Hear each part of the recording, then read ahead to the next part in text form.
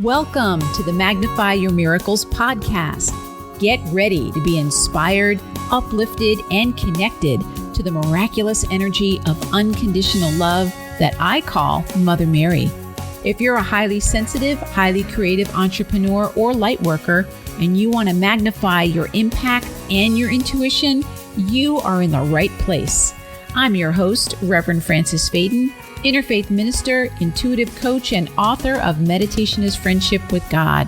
I can't wait to share miraculous stories, books, meditations, messages, and interviews with other miraculous light workers just like you.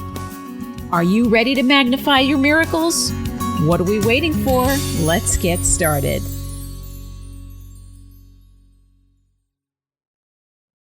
Hello, my miraculous friend, and welcome to another episode of the Magnify Your Miracles podcast. This is Reverend Frances Faden, and I am so grateful that we get to spend this time together helping you to magnify your miracles.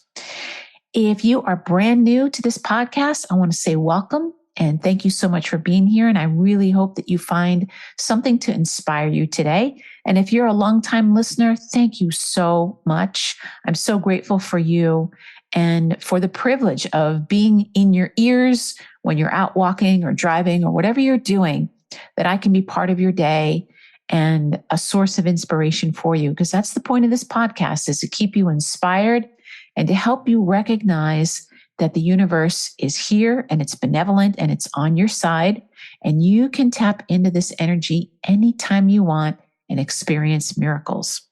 Today, I'm going to be sharing with you a book that can help you do that. This is an oldie, but a goodie, and it's The Dynamic Laws of Prosperity by Catherine Ponder.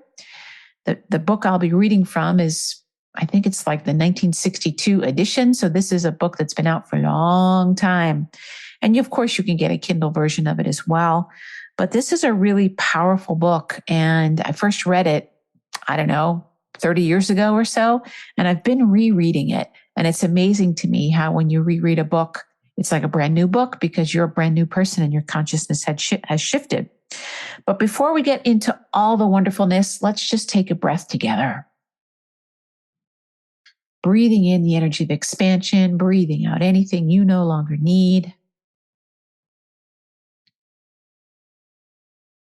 And as you begin to become more aware in this moment, you can start to feel what I call the divine presence, that energy supporting you within you. It may show up for you as peace and calmness. You might feel a little flutter of power or love within you. These are all signs that we are connecting with that divine presence. So knowing that whatever you need to hear today is going to be exactly what you need to hear, let's take one more deep breath together in gratitude, and we can begin. All right, my friends. So welcome once again. I'm going to be talking to you and reviewing this book, The Dynamic Laws of Prosperity, for a couple of reasons. One, because it's a great book, and it is something that I think you should have in your prosperity library that you can read. I like to read books and rotate them, and I'll reread them again because I love to keep my mind immersed in thoughts of prosperity, especially when the outside world is not mirroring that to me. People are in, some scarcity.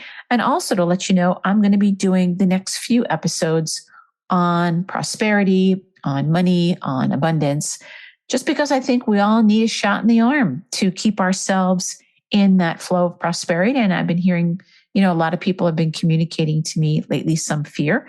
I know I've done a series before on money. I've done a lot of different things throughout the time on the podcast, but it's time to do another little dip in here and remind ourselves that we are one with the source of all prosperity and we're connected to the universe.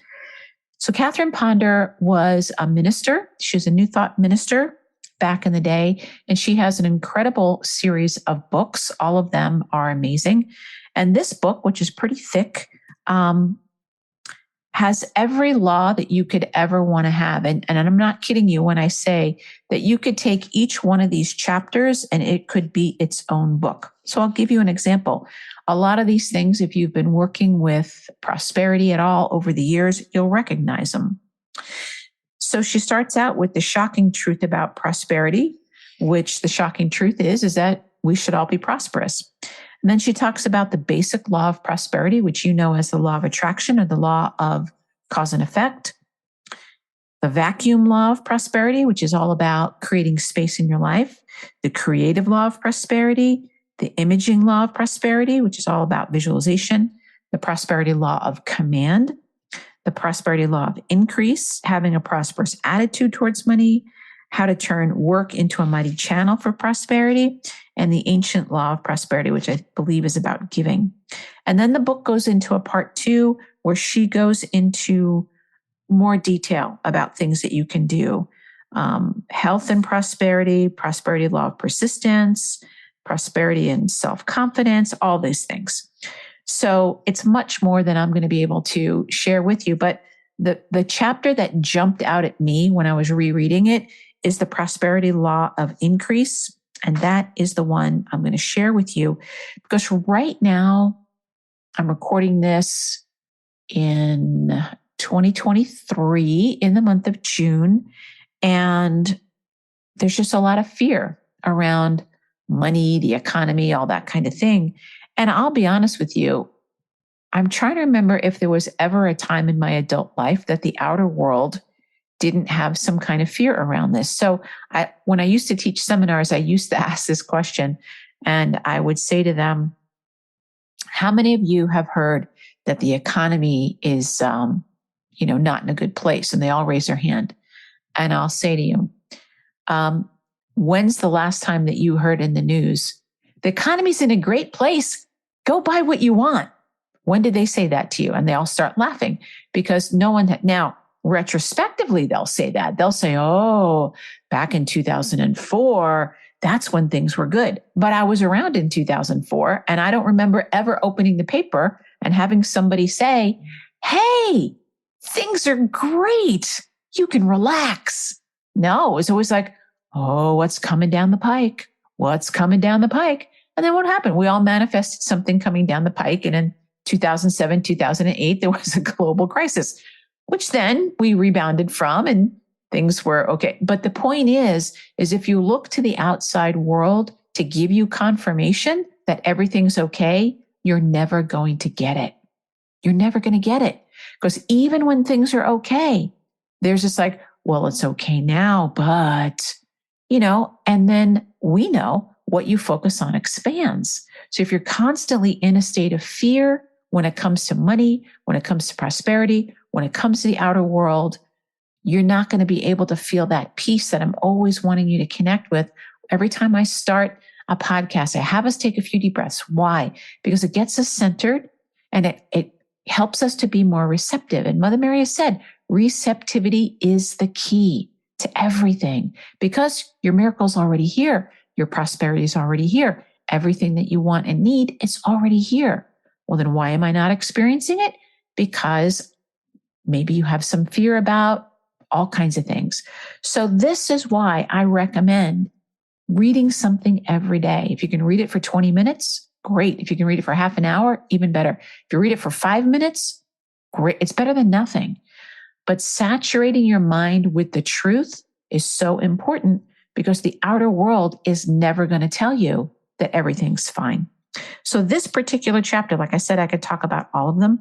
This one is really important. The prosperity law of increase. And now the book I'm reading, it's on page 115. And I'm just reading the little blurb she has here in the area of contents. She said, thoughts of increase turns the tide. Now, one thing you'll know if you know anything about Catherine Ponder is she likes to put a lot of stories in here. And these are all stories that people have sent into her. So she'll say, a businessman in Texas used the prosperity. She'll hear that a lot in here. All right. So by the time we get to this chapter, it's chapter 7. So obviously there's a lot she's taught up until now. And she says, the time has now come to relax and enjoy what you've already learned. She said, the use of the law of increase is easy and pleasant. It consists first in establishing and maintaining an attitude of rich increase toward everything and everybody. In other words, let your main thought when thinking of yourself and others be the thought of riches, prosperity, success, and victorious good. Just by thinking of yourself and others as rich, successful, prosperous, and victorious, you help to make it so. As you contact others, now this is written in 1962, so I'm going to update it. She has, as you contact others by mail, telephone, and in person, and I'm going to add email, texting, social media, let your thought about them be one of increased good. Giving them the benefit of your rich thoughts is a giant step in helping them to become that way. They may not be consciously aware of your prosperous thinking about them, but they will subconsciously receive and be richly blessed. Often they will respond to you in some rich and happy way. So I want to stop there for a second and say, if you know of anybody that you're concerned about, and I talk to a lot of people in the work that I do, and very often this is the question I get is, what can I do about my son? What can I do for my daughter? Can I help my husband? Can I help my wife? Can I help my father? Can I help my mother? Can I help my neighbor? Can I help my children? Constantly, this is what people are asking. And she is saying here, how you think about them matters. It matters. So if you're concerned about somebody, in your heart, start seeing and feeling them as already in possession of the thing that you're wishing for them. I call it blessing them with that. So here's an example. A thought of increase turns the tide. She says, I do not believe that jail is quite the proper place for a prosperous thinker, but nevertheless, a man who once found himself in prison decided to make the best of the situation. After he was made a trustee in the jail, he was allowed to make occasional telephone calls, and sometimes he would telephone me, reporting his progress. Once he called, very excited, declaring that for some time, the main office of the jail had needed to be air conditioned. He had visualized, affirmed, and given thanks that it would be, since the people working there had been kind to him, and he wished to see them comfortable and happy. He said that at last the office had received air conditioning, and that if no other good came out of his jail experience, at least he felt that this increased good for the office force was an indication of how prosperous thinking could bring happy results. How quickly affairs change for people after they begin thinking prosperously about themselves and others. So I am going to jump over to page 118. And it says, you always use the law of increase or decrease. All normal people are seeking an increase in food, clothes, better homes, more beauty, knowledge, leisure, pleasure, luxury, more satisfaction in their work, more increase of good in everything, and rightly so, for it is a divine desire. Thus, the normal desire for increased good should not be condemned or suppressed. It is divine and can be lifted to divine levels of expression through the spiritual law of prosperous thinking. How wonderful to use the law of increase rather than the negative law of decrease. When people criticize, condemn, and belittle others, they do not realize that through the law of mind action, they are asking for the same things to happen to them. Never waste your time giving yourself or others the thought of decrease. Like bread cast upon the water, what you send out comes back to you multiplied, and it will produce corresponding experiences in your own life. During a steel strike, two professional men proved the power of the law of increase. One, a chiropractor, refused to talk hard times or listen to such talk from his patients. Even though his office and much of his practice was located in the strike area, not far from the steel mills, he constantly talked increase, prosperity, and success. One night, he attended a monthly meeting of the local chiropractors association, and most of the men present described what a tough time they were having in their practice because of the strike. Finally, someone asked him about his practice, and he amazed the group by replying, "My practice has never been better. I refuse to talk hard times during a steel strike or at any other time. I have found that the power of prosperous thinking can change all that." A lawyer in the strike area also used the law of increase during the same period. His associates in the legal profession were constantly declaring how bad business was and that their practice was off. This man decided that to avoid falling into that limited state of thought, he had better be firm in his thinking. One night in his prayer session, he said, Lord, I believe that you are my shepherd and that I need not want. I know those steel mills have been my main clients, but I also know that you have many equally prosperous clients who need my legal help. I am trusting you to provide new prosperous clients whom I may serve. Now I'm just going to stop there. For those of you who are entrepreneurs, if you do have a business where you're in need of clients, I'm going to read this again for you. Now, you can apply this to anything. It doesn't have to just be for entrepreneurs. But since this is mostly who I'm working with and who I talk to, here's the prayer. And whatever you believe in, Lord, Allah, Buddha, whoever it might be. For me, it would be Divine Mother. Lord, I believe that you are my shepherd and that I need not want. I know those steel mills have been my main clients, but I also know that you have many equally prosperous clients who need my legal help. I am trusting you to provide new prosperous clients whom I may serve. At this time, he had 4 big corporation clients who were his largest channels of income. Soon, 3 of these corporate clients were giving him more business than the steel mill ever had. Thus, he was richly provided for during a period when almost everyone was talking the law of decrease and getting that result. So that's what I'm talking about when you're going through any time where it's challenging. Maybe you're going through a time where you get an unexpected bill or something along those lines happen. And this is when you want to speak the law of increase. So she says, you can invoke the law of increase in a number of simple ways. You should speak the law of increase about yourself and others boldly and positively. You should look and act out the law of increase. You should write out notes of increase and image and affirm rich increase. It was Nehemiah of the Old Testament who used the law of increase to get the walls of Jerusalem rebuilt after the Jews returned from Babylonia. A cupbearer to the king of Persia, Nehemiah secured from the king the materials and manpower to rebuild the walls of Jerusalem, but he soon discovered that hostile tribes had occupied Jerusalem while the Jews were in exile.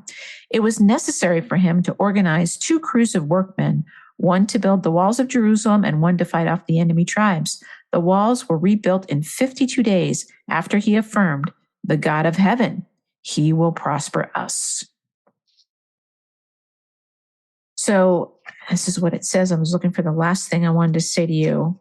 Give yourself a thought of increase.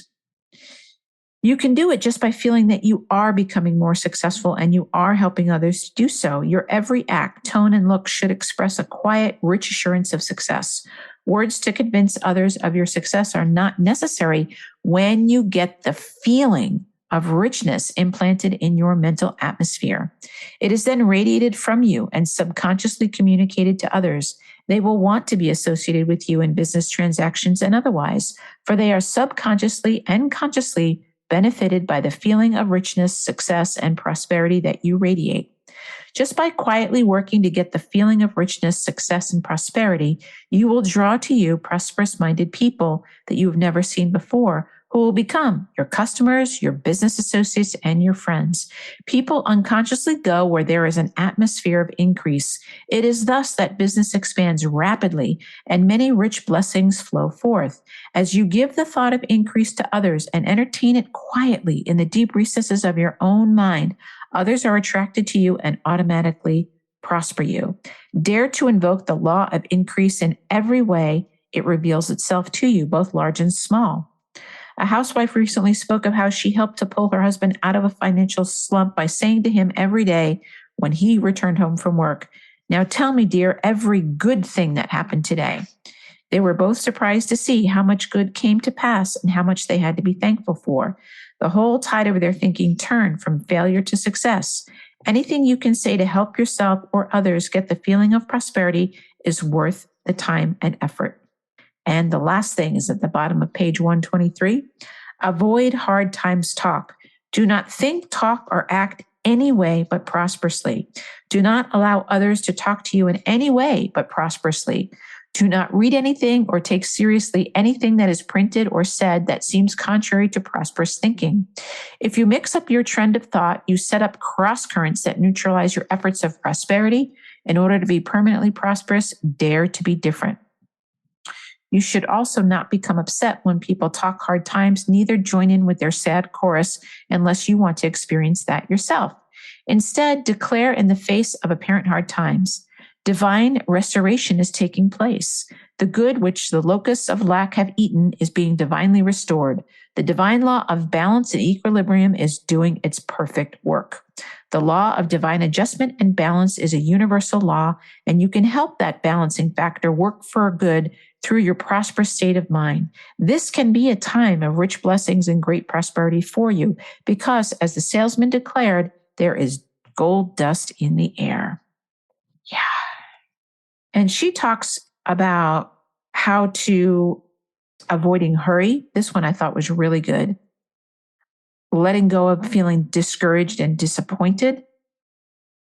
I'm going to read this one to you because it's too good. Page 126. When you become discouraged in your efforts towards greater prosperity, remind yourself that to think according to the general beliefs of the human race is easy and useless. But to think prosperously in spite of appearances to the contrary is worth every effort because it produces rich results. One editor has often said to me, remember, Catherine, the majority is often wrong. Another way to invoke the law of increase and thus to avoid the pettiness and destructiveness of the law of decrease is by training your mind never to be disappointed. If certain things do not come at certain expected times in the way you wished, do not consider it a failure. Since you have not received that thing, you can instead stand firm in the faith that something much better is on the way and will appear at the right time. When you seem to fail, remind yourself that it is because perhaps you have not asked big enough. Expand your viewpoint and expectation, and a larger answer than you originally anticipated will surely come. Failure is nothing but success trying to be born in a bigger way. Woo, write that down. Failure is nothing but success trying to be born in a bigger way. Most seeming failures are just installments toward victory. And then the last one about avoid hurry and having that sense of equanimity. Equanimity. So anyway, I'm not going to read the whole book to you, but the one thing I will say now, this is a question I get a lot, is people think, she's saying in there to always be thinking prosperously. Now that doesn't mean that if you're having feelings, you're supposed to pretend that you don't have them. Some people will tell you that. I will never tell you that, because your emotions are feedback and their energy. They're telling you that something's not quite right. But what most people do is they either avoid their feelings or they get stuck in their feelings. And what I recommend that you do is you acknowledge them. If you're disappointed, go ahead and acknowledge it. Journal about it and just say whatever it is that you need to say, because what you'll find is those feelings usually have a story behind them, like what's wrong with me, or why can't I do this, or maybe this is never going to change, or whatever it is. And that's actually the problem. Your feeling isn't the problem. That's the problem. And you want to write these things out, and then you can see it on paper. And then once you feel like you've said everything that you need to say, then you can sit there and say, well, according to the law of increase, things have to get better. And it's, what's possible? It's possible that I'm not asking big enough. And it's also possible that there's a solution that I haven't seen, because I know that every problem comes with a solution, because that's the law. It has to be that way. So if you try to do that too soon, you end up squishing. I say, let yourself, it's kind of like purging it, like get it out, get it on paper, and then start writing the truth, and then start writing. But you know what? I also know that this universe is abundance, and I'm connected to the source of abundance, and the universe loves me, and whatever else. So deal with your feelings. But this book is a really good book to help you to start changing some of those stories day by day, little by little. Now, she definitely has a lot of Bible references in here. So if you're not a Bible person, you can just skip that part. But a lot of the content is really good. And it is, some of her examples are a little dated in terms of the amounts of money, but the content is really, really good. And I believe that these laws, they're dynamic laws because you have to use them. And when you use them, they will become dynamic in you and they will express in your life. The whole thing that we're all trying to do here on the planet, this is what I say, is each one of us is dancing with the universe. And our job is to figure out, how does the universe dance with me? How do I dance with the universe? The universe is always going to follow your lead. And this is a thing that a lot of people forget is, the universe is following your lead. You're leading. And if you lead the universe down the road of lack and worry, it will follow you there and it will give you more things to be worried about. But if you lead and you say, all right, universe, I know you love me, the universe will be like, great, let me show you how much I love you. All right, universe, I know that there's abundance. I know that my miracle is here right now. The universe will be like, that's right, I'm going to follow you and show you that your miracle is already here. That's how it works. But our job is to learn how to dance with the universe. Now, this is what I do all day long when I work with my own clients, is at the end of the day, what am I really doing? I call it miracle mentoring. I call it energy coaching. I call it a lot of things. But what I'm really doing is I'm helping you and guiding you to see how you dance with the universe, because we can't see it. We think it's just our lives. And when a client comes to me and says, well, Reverend Francis, I did the thing that you said. And then 2 sentences later, they say, oh, by the way, I got this check and I don't know where it came from. I'm like, stop. I know exactly where it came from. It came from that change that you made. This is the universe dancing with you. And they go, really? I said, yeah, this is how the universe is dancing with you. You get to decide it. Am I going to do a cha-cha? Am I going to do a salsa? Am I going to do the Charleston? Am I going to do some break dancing? Like, you get to decide, but you have to pay attention to, how is the universe dancing with me? I love helping people discover that, helping you to see that, oh, I'm putting out energy. That energy is coming back. One thing you can do is you can invest in this book. I think the Kindle version of the book is like $1 or something like that. Invest in this book or get it out of the library, my favorite place to go, and open it up randomly and see if you get a message from it. I'm going to do it right now. I'm going to open up this book randomly and I'm going to see if we can close with a message for you. All right, Catherine Ponder, we're asking Divine Mother, we're asking Catherine Ponder for a message for the listeners. All my miraculous friends, what do they need to hear today? Prayers of, so I'm on page 272. And it's about prayers of meditation and silence. She's talking about the fourth type of prayer is the prayer of meditation and silence. Okay, so where my thumb is, it says, if nothing seems to happen in meditation, you have nevertheless made your mind receptive to God's good. And at the right time, ideas and opportunities will be revealed as a result of your spiritual exercise in meditation. Perhaps you are thinking, this is all pretty good spiritual theory, but how do I know that meditation and silent prayer will produce tangible, satisfying results in my workaday world?